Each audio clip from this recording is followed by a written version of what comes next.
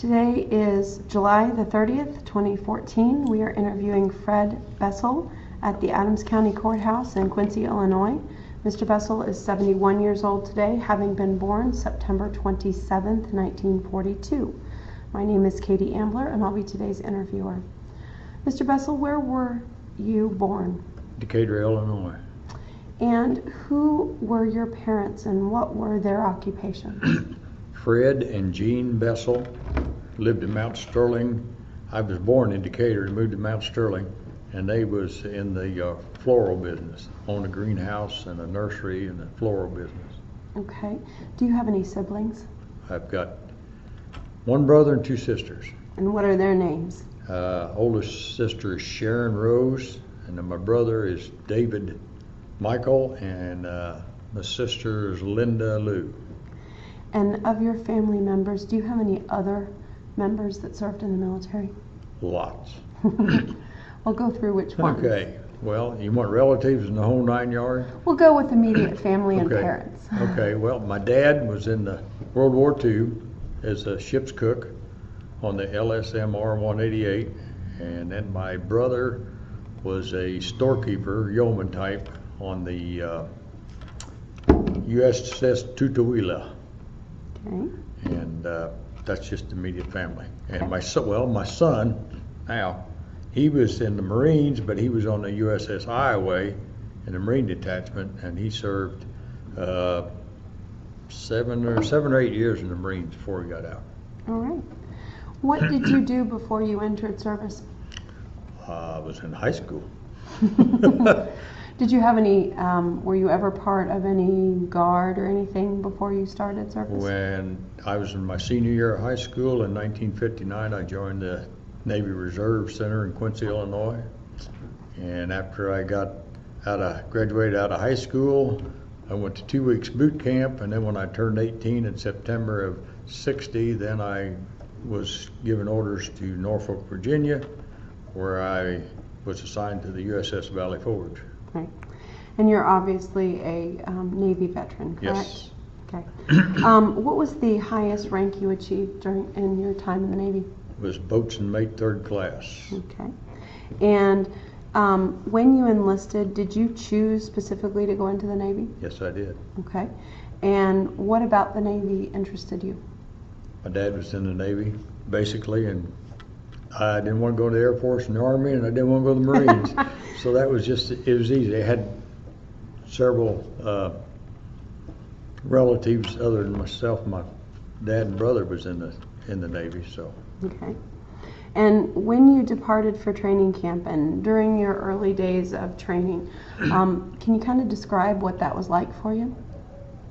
Boot camp? Mm-hmm. Well, boot camp was, it was only 2 weeks since I was in the reserves, and I'd been attending reserve meetings in Quincy for a year.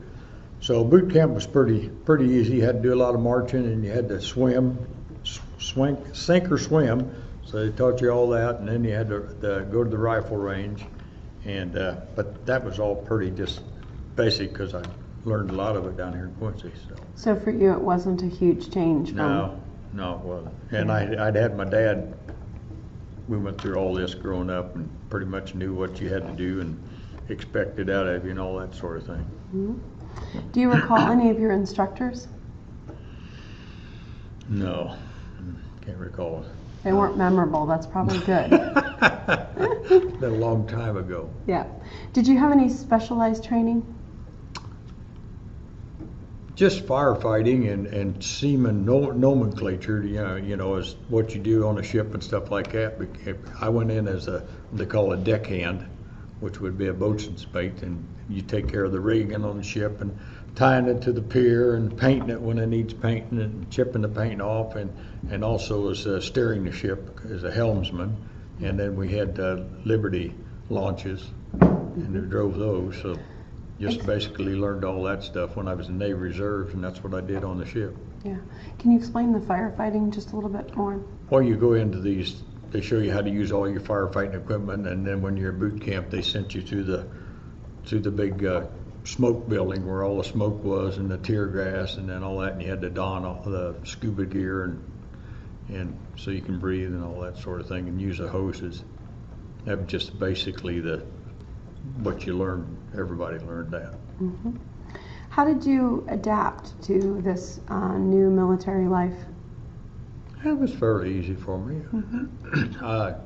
You just knew what you were supposed to do, and knew who your boss was, and they give you an assignment and put you on a detail or a watch, and that's basically what you did. It really wasn't that difficult, except you was gone away from home, which back in the day you was shipped out wherever you was at, and you might be gone for 6 months at sea, and unless you got a letter, snail mail, there wasn't no other communications. Mm-hmm. And it was pretty simple. I mean, I adapted real well. I didn't seem to have any problems. How had you adapt to things like the physical regiment and the barracks and the food and the change in social life? Everybody lived in a small space, and back on the ship I was on, we had aluminum tube bunk racks. It was just aluminum bed, basically, with canvas laced into it, and you had a real thin mattress, and you slept probably 7 high guys on one side and about that much space in between on the others, and you could probably sleep 100 guys in a real small area because they just crammed you in there, and you learned to walk around people and learn how to deal with all that. You had to do it. Yeah, you learned to sleep in noise. Yeah, you couldn't cry and go home to mama then. Understood.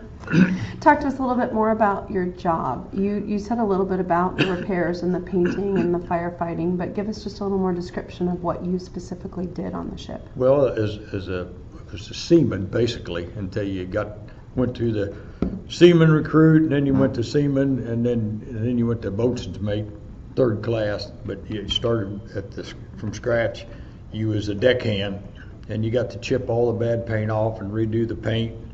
You got to stand the watches way up on the bridge or on the fantail or up on the forecastle, the front of the ship, and all kinds of weather. And sometimes we had to even get lashed on because the weather was so bad, and wear life jackets. And then we had what called highline crew. You had to do that, deck crew, and that's one ship comes alongside your ship, and then you throw cables and rope across, and they secure them, and then they got a pulley, and you just haul stuff back and forth from one ship to another, like supplies and whatever, and then they got great big pipes off a refueling ship, and they hook them up and refuel them, and you had to get all that rigging set up for that. And then we also had Liberty launches, and we just boats, and come up alongside the ship, and there's a ladder going down, and people, when you had to go into shore, they'd put them on them, and we'd drive them into shore and wait for them to get ready to come back. And then that's basically about pretty much it. You're just a jack of all trades. Mm-hmm. Back up for just a second. Let's talk about the ship. You went from Norfolk onto which ship? I went from Norfolk, Virginia. When I got there, went on to the USS Valley Forge aircraft carrier. Okay. And talk to us a little bit about this is an aircraft carrier. So this has about how many people? Oh gosh, there's probably at least 2,000 people on board, and they had a flight deck, and then they had a hangar deck, and they had 3 elevators, so everything was up on top would go below on the elevators. That's where they would store everything inside and out of the weather until they got ready to use them, and then they'd take them up topside and then launch them off the front end of the ship. During your service time, and we're talking about active service at this point, did you serve on any other ship? No. Okay. So you were on the Valley Forge for approximately how long? 2 years. Okay. And where did you sail on the Valley Forge? We was home port in Norfolk, Virginia, and we sailed up the East Coast, up as far as New York and probably a little further, and then we'd make sailing runs up and down the East Coast. We went down in the Caribbean. We sailed in the Guantanamo Bay area where the so-called Gitmo is right now. Mm-hmm. And we didn't put into any ports in the United States, but we did tie up in Guantanamo, and we was down there. And then after the ship was converted from what's called a attack carrier, CV-45, into an LPH-8, which would be an amphibious troop carrier. And that was the designation. After that was done in early '61, then we sailed south and went through the Panama Canal. And then from Panama Canal, we went to home port in Long Beach, California. Okay, let's back up for just a second. That conversion that you just talked about into the amphibious, okay, occurred in the middle of your service, is that right? Right. Okay, and were you on the ship while they were converting it? Yes. Okay, and so what was the, any place else that the ship went once it was converted besides the Panama Canal? Just what they call shakedown runs Okay. out in the Atlantic and up and down the Atlantic, and then until they decided they're getting ready to go over towards Vietnam. That was the purpose of it. Okay, I was going to say you guys were right on that beginning. We went from Long Beach over to Hawaii and then Guam and Okinawa and the Philippines, and then we was over in the Mekong Delta, southern part of Vietnam, running ammunition into the back door. Yep. Do you have specific memories about your time on the Valley Forge? Oh yeah, I mean they was all good. I mean you can tell a lot of stories that you did, and I bought my wife engagement ring in Norfolk. Just bought it to her and sent it to her in the mail. That's the way I did that. And then we did a rescue off Cape Hatteras, the SS Pine Ridge, and I'm not sure what its function totally was, but it got caught in a storm, and it was breaking up. It broke in half, and we had to rescue some survivors off of that. And we did that. And then we also went out and retrieved a Mercury space capsule that dropped into the ocean. We had to pick it up and put it aboard. I'm thinking it had a monkey in it, but I'm not sure anymore. I can't remember. Interesting. Yeah. Very interesting. In terms of, they ask if you've ever been on the front lines or if you've ever seen combat. Do you consider yourself to be a combat veteran? No, not really. No. There was a time when we was on watch down in the Caribbean just before some other kind of action down around the Bay of Pigs and Cuba was starting to come on, but we didn't really see anything. We had to patrol around the ship with the lifeboat and stuff like that, just in case somebody showed up or something like that, but didn't really fire any weapons. Right, but kind of aware of what was going on. Right. Okay. What kind of friendships or camaraderie did you find while serving, and do you still speak to any of your friends? There was a couple months after I got into the reserves in Quincy, a kid by the name of Paul Tenike from Edina, Missouri, joined the Navy, and he was in the same unit down there that I was, deckhand. I went to the Valley Forge in September '60, and somewhere around Christmas, November, I don't know, a couple, 3 months later, I was standing watch at the gang. We was anchored out, and I was standing there where the boats bring people in and come aboard, and a guy walked by him and he looked familiar, and I couldn't place who that guy was.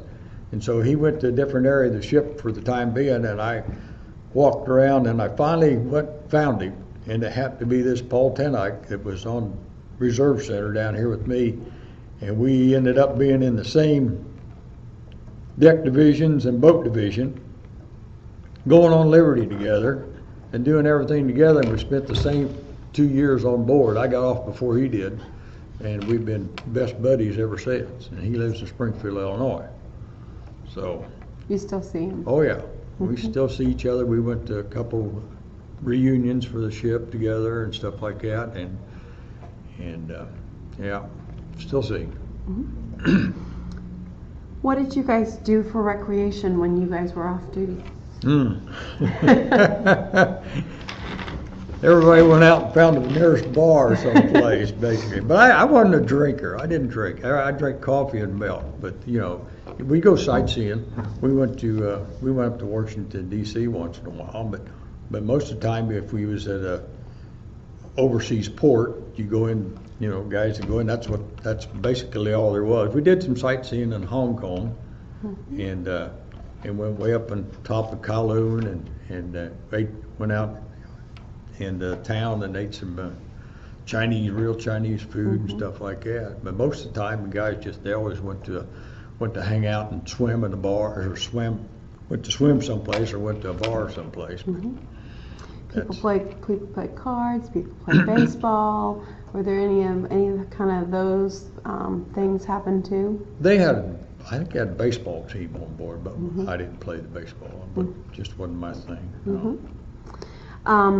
Were you awarded any medals or citations for your time in service? I got about 4. I got wrote down, I can't remember what it was. National Defense, Armed Forces, Expeditionary. I got some Sea Service, and there's a couple others, but I can't remember what it was. I think I got 5 of them altogether. When you came home, where were you when you separated from service? I was in the Philippines, called Subic Bay, Philippines, and there was the Clark Air Force Base was over there, and there was a place to ship and dock and things like that. And when I got out of service, I flew back to San Francisco and went to Treasure Island, they called it, and got my separation papers, and then flew home. And how were you received when you came home? Oh, good. No problem. Didn't have any problems. Family was happy to see you. Oh yeah. Did you? How did you adjust to no longer being in service, no longer being on a ship? How did you do with civilian life? My dad run a greenhouse, and I went to work for him for a little bit, and then I got a job for 2 weeks on the railroad, and then I went to work at a steel factory in Quincy, and I wasn't in that long enough to make it that much of a difference in the 2 years. It was pretty simple and pretty easy back then.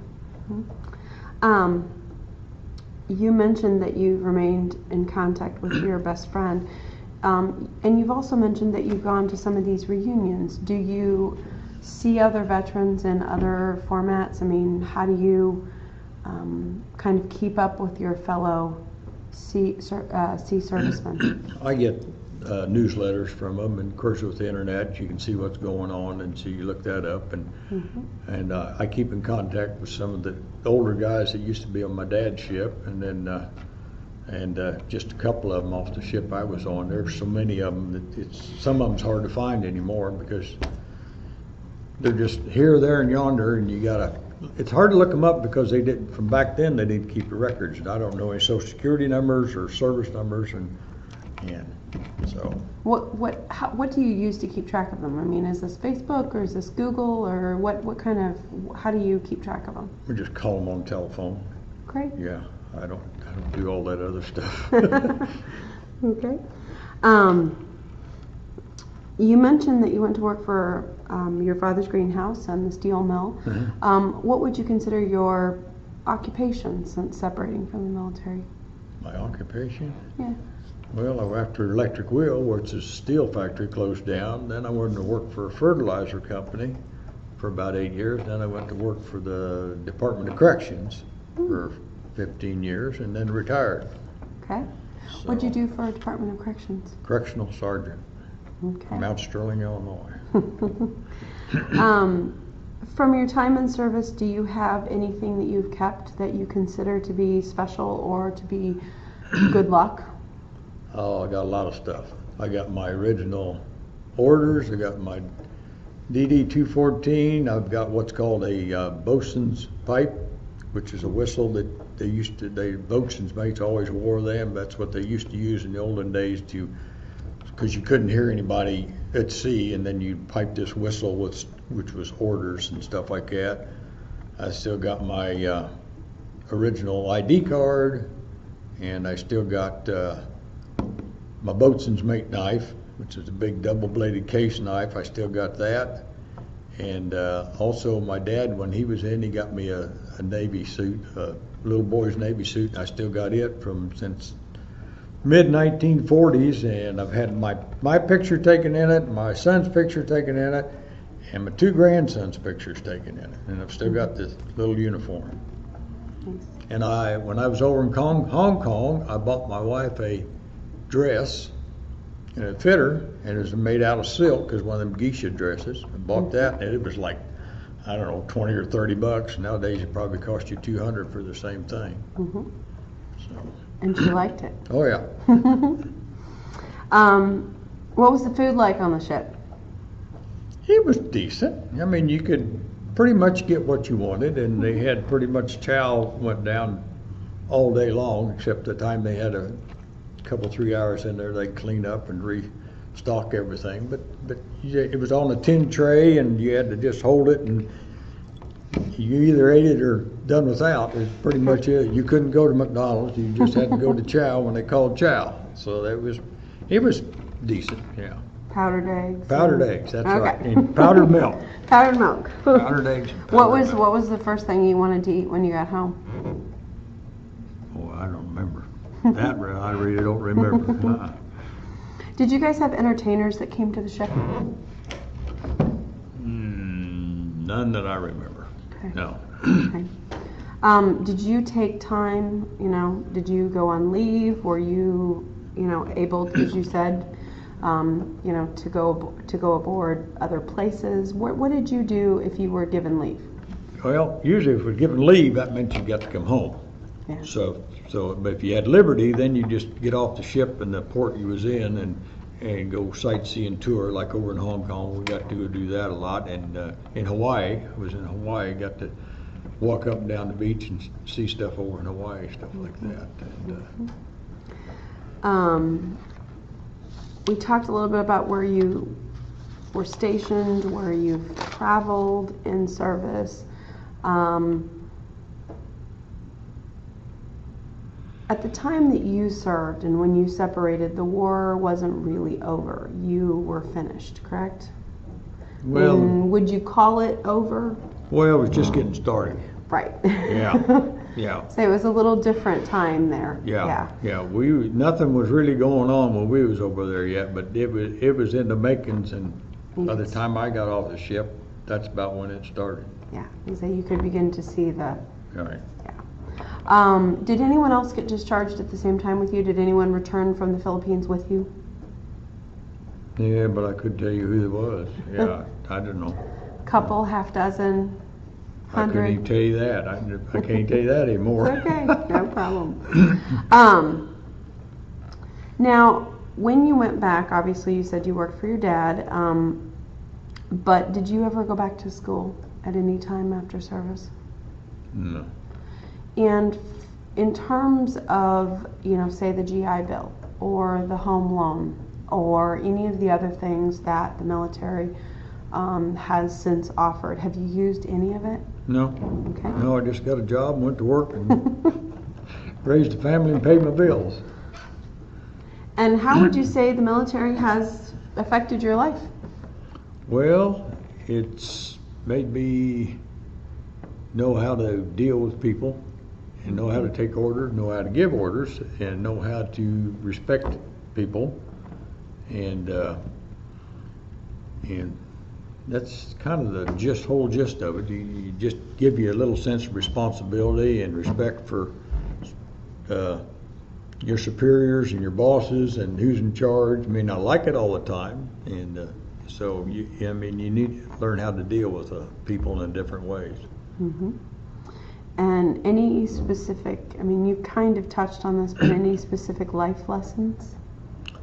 I learned not to be late, because I got chewed out by a Marine captain for being late for a watch, and I didn't think I was late, but he thought I was late. I was supposed to be there at quarter till, and it was just at quarter till, and I wasn't there at quarter till. So he instructed me very politely, without raising his voice, without screaming, kicking, yelling, cussing, or nothing like that. And he explained to me the importance of being on time. and I never forgot that. Very simple. Understood. And I also learned that if the old man, which is captain, says it's true, no matter what it is. How did your time in service, and you have a little perspective because your father served and your son served, but how did your time in the military affect your feelings about war and even just military service in general? I don't know how to answer that. I think everybody should serve, really, and get a taste of what it's like and know what it's like and the sacrifices. And nowadays it's so simple, though. I mean, you got the communications with everything else, and you're there and back in no time, and the service people, they get moved up in rank a whole lot quicker and stuff like that, and it seems like you just bam, bam, bam, bam, and you get moved way up into rank, and then you see a lot of the other stuff that's going on in the world and the changes and things like that, and it just seemed like back then it was a whole lot simpler. Mm-hmm. Do you feel like your son or your father had a different experience than you did? Oh, definitely. Mm-hmm. I didn't really get into any major battles. Both of them did, mm-hmm. and yeah, they seen a lot of stuff I never will see. So mm-hmm. It's a whole different. You know, I was kind of right in the middle of everything between World War II and my dad was in World War II and the son was over in Desert Storm, but there was stuff in between that. But I was right in the middle of between everything. Didn't really get into anything. What was your feeling, or what was your thought about your going through the Panama Canal? It was a thrill. It was like, oh wow, we're going through the Panama Canal, and you just got to watch all the doings, and they got these called mules and stuff, and they just help pull the ship through and things like that, and you just things you never always said. If you join the Navy, you get to see the world. You get 3 squares a day and a place to sleep and all that, and you get to go places you normally don't get to go. Mm-hmm. I didn't scan that. I even got a picture of the ship going through the valley, through the Panama Canal. It was on a postcard, and my son sent it to me from Panama when he was in the Marines in Panama, and he found it down there and he sent it to me. How fascinating. So, and I didn't realize there was even a postcard out there with that. So, tell me a little bit about how long it took. How go long through did the it Panama? take? Mm-hmm. I believe it was almost a full day. Mm-hmm. Yeah, we stopped on the east side, and then you go in through there, and yeah, it takes pretty much a full day. Mm-hmm. How did now you mentioned that you purchased your now wife's engagement ring in Norfolk. Mm-hmm. So tell me how she accepted and what was her experience with you being away? She accepted it all right. I just sent it. I just out of the whim. I'm just going to send that to her, and there she got it. But back then you had to go to payphone and probably call collect when you wanted to talk to somebody, and you had to wait in line. And she did come out to Norfolk, Virginia with a friend of hers one time, and they stayed with my brother-in-law, and his wife was living out there because he was in the Navy. So they stayed with him for a while, and then we drove back home on leave one time, and I brought him back. And but other than that, you know, that was the way it was back then. If you couldn't get a hold of somebody because you didn't have the phone and the snail mail, I mean, that's just the way it was. And when you went to sea, you was out there. You didn't have cell phones and computers and stuff like that. So you just adjusted. It was the way it was. Mm-hmm. Wasn't a big deal. Mm-hmm. What message, if you were leaving one for somebody who might hear this interview in future generations, what would you like them to know about service, about you, about family? I would say